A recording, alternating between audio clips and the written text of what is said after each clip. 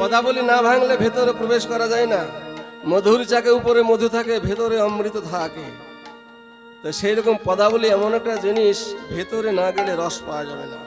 মহাপ্রভুর বাণী কি বলছে দেখুন, যদি বা না বুঝে কেহ, শুনিতে শুনিতে সেহ, কীর্তন সুধীজন ছাড়া বোঝে না, শাস্ত্রপাঠ সুধীজন ছাড়া বোঝে না।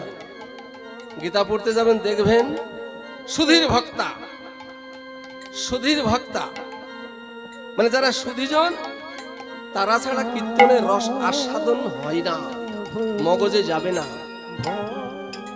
যদি বা না বুঝে কেহ, মহাপ্রভু কিছুটা প্রমোশন করে দিলেন।